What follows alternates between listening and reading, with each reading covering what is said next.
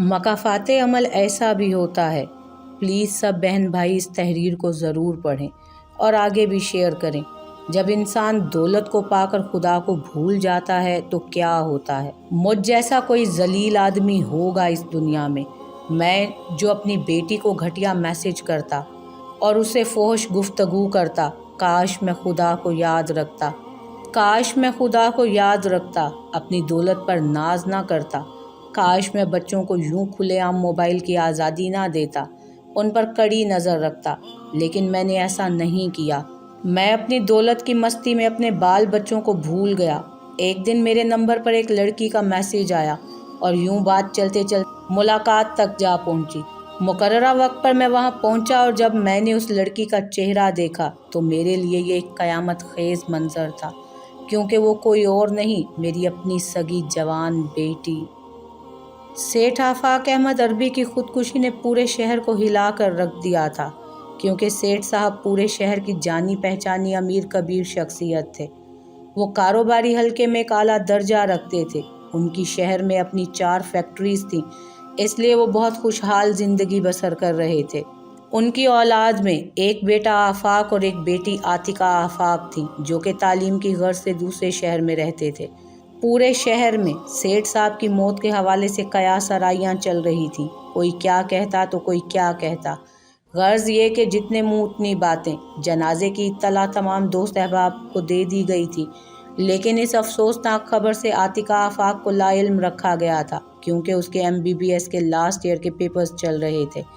خیر شام کو سیٹھ صاحب کو سپرد خاک کر دیا گیا اور ان کی رسم کل خوانی کا اعلان تیسرے دن کا کیا گیا۔ تیسرے دن کل خوانی سیٹھ صاحب کی کوٹھی کے کھلے پلاٹ میں ادا کی جا رہی تھی۔ کوئی قرآن پاک کی تلاوت کر رہے تھے، کوئی درود پاک کا ورد تو کوئی سیٹھ صاحب کی موت پر تبصرے۔ اچانک کوٹھی کے اندر سے خوفناک قسم کی چیخ و پکار شروع ہو گئی، جس پر باہر بیٹھے ہوئے فیملی کے لوگ اندر بھاگے، جبکہ باہر بیٹھے لوگ خاصے مضطرب نظر آئے کہ خدا خیر کرے کہ اب کیا معاملہ ہے۔ چند ساعتوں کے بعد یہ خبر آئی کہ سیٹھ صاحب کی بیٹی نے یونیورسٹی میں خودکشی کر لی ہے۔ یونیورسٹی انتظامیہ نے فون پر اطلاع دی ہے اور ڈیڈ باڈی کو لے جانے کا کہا ہے۔ اب جیسے تیسے کل خوانی مکمل کروائی گئی اور چند فیملی ممبرز یونیورسٹی روانہ ہو گئے۔ یونیورسٹی میں عاتقہ کی روم میٹ سے جب کچھ پوچھا گیا تو اس نے بتایا کہ پیپرز کی رات عاتقہ کافی ڈسٹرب تھی۔ میں نے اس سے پوچھا بھی لیکن اس نے ٹال دیا۔ صبح ہم پیپر دینے کے لیے آدھے رستے تک آئے تو عاتقہ نے کہا وہ اپنا پین کمرے میں بھول آئی ہے، جا کر لے آتی ہے۔ پھر میں پیپر دینے کے لیے ہال میں آ گئی۔ عاتقہ کا رول نمبر مجھ سے کافی پیچھے تھا اور پھر پیپر بھی کافی مشکل تھا، اس لیے عاتقہ کا خیال ذہن سے نکل گیا کہ وہ آئی یا نہیں۔ پھر جب میں واپس آئی تو کمرے کا دروازہ بند تھا۔ میں سمجھی کہ پیپر کی ٹینشن کی وجہ سے اس نے دروازہ بند کیا ہوا ہے۔ جب میں نے آ کر دروازہ بجایا تو دروازہ نہ کھلا، تو میں نے زور زور سے بجایا تب بھی نہ کھلا۔ تو میں نے سہیلیوں کو بلایا، پھر ہم نے سیکیورٹی گارڈ کو بلایا تو اس نے کھڑکی سے جھانکا تو اس کی چیخ نکل گئی، تب اس نے دروازہ توڑ ڈالا۔ جب ہم اندر داخل ہوئے تو ہماری بھی چیخیں نکل گئیں، کیونکہ عاتقہ کے گلے میں پھندا تھا اور وہ پنکھے سے لٹک رہی تھی، جس پر اس کو جلدی سے نیچے اتارا گیا۔ یونیورسٹی انتظامیہ کو اطلاع دی گئی اور جلدی سے یونیورسٹی کے معالج کو بلایا گیا، مگر افسوس عاتقہ مر چکی تھی۔ عاتقہ کی لاش کو گھر لایا گیا۔ اس کی ماں اور بھائی کو غشی کے دورے پڑ رہے تھے۔ اب دونوں خودکشیاں راز بن چکی تھی۔ اب گھر والوں کی طرف سے رپٹ درج کروائی گئی۔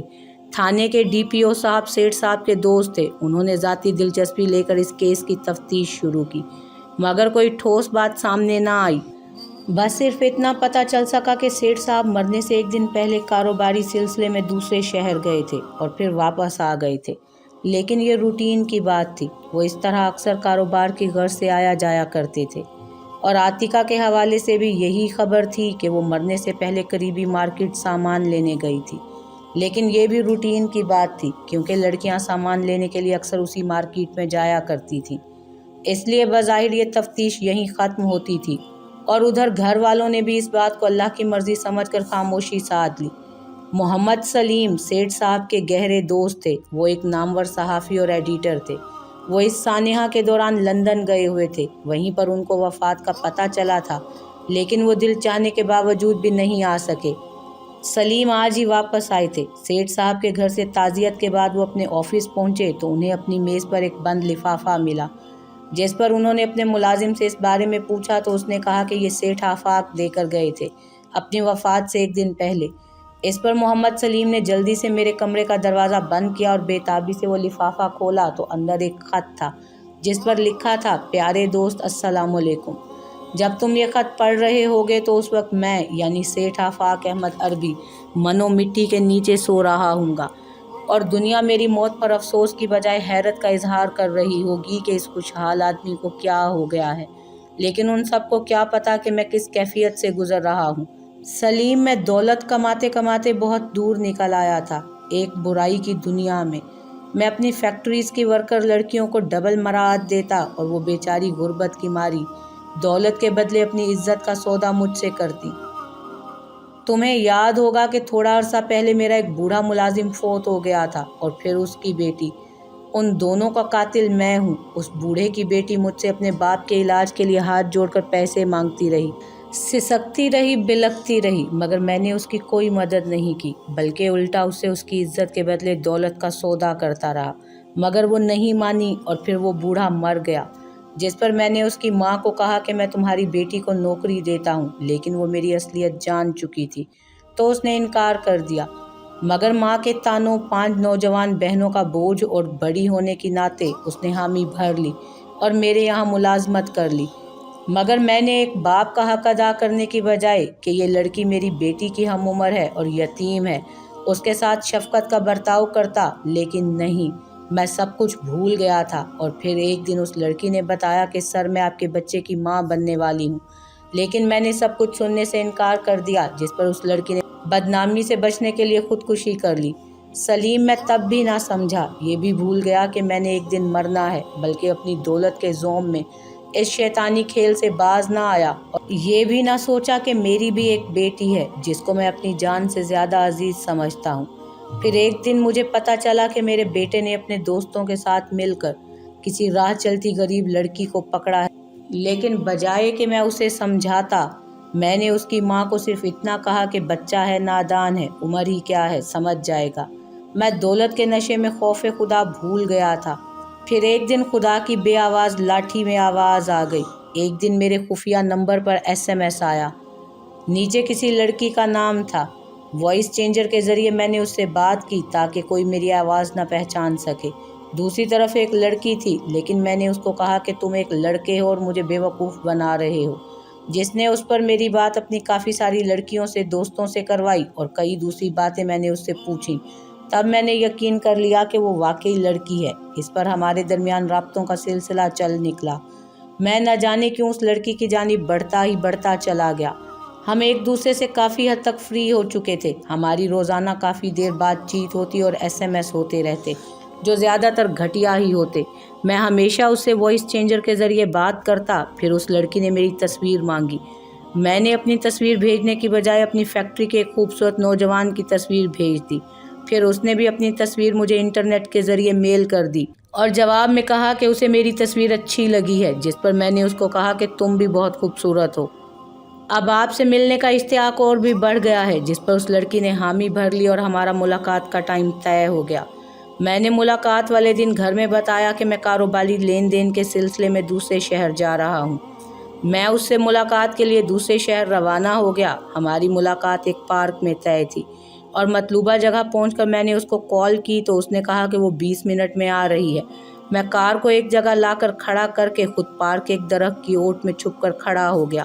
تقریباً 25 منٹ کے وقفے کے بعد اس نے کال کی کہ وہ پارک میں موجود ہے، تو میں نے اس کو کہا کہ وہ شمالی گیٹ کی جانب دیکھے، اس کو وہاں ایک کالی رنگ کی کار نظر آ رہی ہوگی، وہ وہاں جا کر کھڑی ہو جائے، پھر ہم ہوٹل چلتے ہیں، جس پر اس نے اوکے کہا اور کال کاٹ دی۔ میں نے کچھ دیر بعد اوٹ سے جھانک کر دیکھا تو ایک لڑکی بلا خوف و خطر میری کار کے ساتھ کھڑی تھی۔ مجھے اس کا چہرہ نظر نہیں آ رہا تھا کیونکہ اس کی پشت میری جانب تھی۔ میں آہستہ آہستہ اس کی جانب بڑھنے لگا۔ میں دل میں حیرت زدہ بھی تھا کہ وہ کتنی بہادری سے آ گئی اور پھر یہ سوچا کہ پیسوں کا لالچ اسے یہاں لایا ہے، غریب کہیں کے۔ میں نے دل میں نفرت سے سوچا۔ خیر، میں نے اس لڑکی کے قریب پہنچ کر ادھر ادھر دیکھا اور دھیرے سے کہا، ہیلو مس۔ اس لڑکی نے میری طرف مڑ کر دیکھا۔ جب میں نے اس لڑکی کا چہرہ دیکھا تو میرے لیے یہ ایک قیامت خیز منظر تھا، کیونکہ وہ کوئی اور نہیں، میری اپنی جوان بیٹی عاتقہ تھی۔ جی ہاں سلیم صاحب، میرا جگر، میری آنکھوں کا تارا، میری اپنی بیٹی عاتقہ میری جانب ٹکٹکی باندھے دیکھ رہی تھی، اور پھر میرے منہ سے صرف اتنا نکلا کہ میری جان تم، اور عاتقہ نے بھی صرف اتنا کہا، پاپا جانی آپ۔ ہم ایک دوسرے کو بے جان ہو کر دیکھ رہے تھے۔ کافی سوالات تھے لیکن زبان تالو سے چپک گئی تھی۔ میں بھاگنا چاہتا تھا لیکن ایسا لگتا تھا کہ جیسے پاؤں زمین میں گڑ گئے ہوں۔ مجھے ان مناظر پر یقین نہیں آ رہا تھا، لیکن آج مجھے بد دعا لگ چکی تھی۔ زمانے کو رسوا کرنے والا خود رسوا ہو چکا تھا۔ میرا دل چاہ رہا تھا کہ زمین پھٹے اور میں اس میں دفن ہو جاؤں، مگر ایسا نہ ہوا، کیونکہ شاید زمین میں دفن ہونا میرے گناہوں کی معمولی سزا تھی۔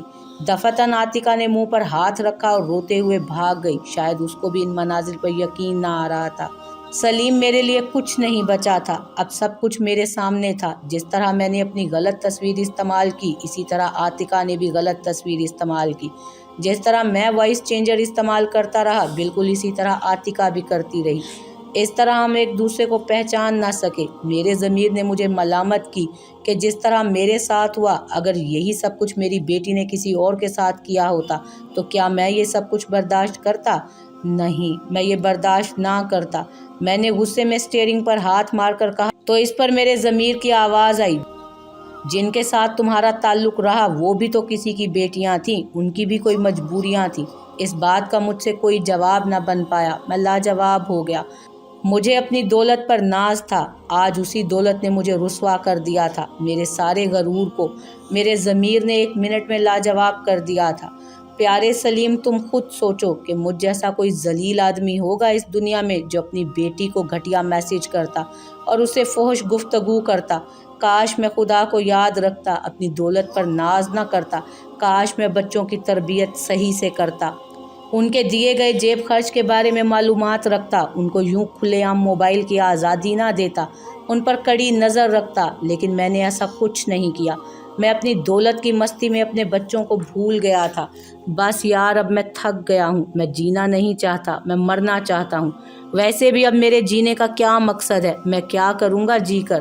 مجھے ایسے لگتا ہے جیسے ارد گرد کے لوگ مجھ پر ہنس رہے ہوں اور کہہ رہے ہوں کہ تم کیسے سامنا کرو گے اپنی بیٹی کا؟ بس یار، تم دعا کرنا کہ میں قبر میں سکون سے رہ سکوں۔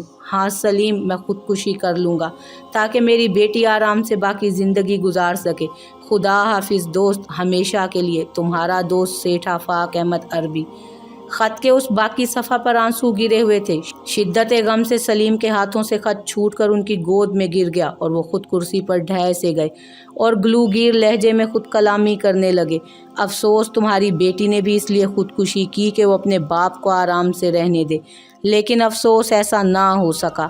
اچانک سلیم کے موبائل کی بیل بج اٹھی جس نے اس کے خیالوں کو توڑ ڈالا۔ اس نے موبائل کی اسکرین پر دیکھا، اس کی اپنی لاڈلی بیٹی کا فون تھا۔ پھر کوئی فرمائش، وہ بڑبڑائے، السلام علیکم۔ انہوں نے فون کو کانوں سے لگا کر کہا، لیکن دوسری طرف بیٹی سلام کا جواب دیے بغیر کہنے لگی، بابا جانی مجھے کل ہی نیا موبائل چاہیے جس میں کیمرہ ہو، میموری کارڈ ہو اور وائس چینجر ہو۔ سلیم صاحب ہاں کہنے ہی والے تھے کہ ان کی نظر سیٹھ آفاق کے خط کی طرف اٹھ گئی، جس پر ان کا لہجہ بدل گیا۔ ہاں بیٹا جانی، تم نے کیا کہا ہے؟ انہوں نے دوبارہ اپنی بیٹی سے پوچھا تو ان کی بیٹی نے اپنی فرمائش دوبارہ فرفر سنا دی۔ سلیم صاحب نے یہ سن کر کہا، بیٹا جانی، پہلی بات یہ ہے کہ تمہارا موجودہ موبائل ٹھیک ٹھاک ہے، اور دوسری بات یہ ہے کہ تمہیں کسی قسم کے موبائل کی ضرورت ہے اور نہ ہی نئے کی اور نہ ہی پرانے کی، اور اگلی بات یہ ہے کہ میں 1 گھنٹے میں گھر آ رہا ہوں اور تم سے یہ موبائل بھی واپس لے رہا ہوں کیونکہ تمہیں اس کی کوئی ضرورت نہیں ہے۔ پاپا جانی، یہ کیا کہہ رہے ہیں آپ؟ مجھے موبائل ضرورت ہوتا ہے۔ دوسری طرف بیٹی کی حیرت بھری لہجے میں آواز سنائی دی، کیا مطلب؟ کیسی ضرورت؟ تمہاری کوئی جاب ہے؟ تم نے کوئی بزنس ڈیلنگ کرنی ہوتی ہے؟ سلیم صاحب نے قدرے غصیلے لہجے میں کہا، مگر بابا میں اپنی سہیلیوں سے لیکچرز کے بارے میں ڈسکس کرتی ہوں، وہ ضروری ہوتا ہے۔ بیٹی نے بھی جوابی دلیل قدرے ترش لہجے میں دی۔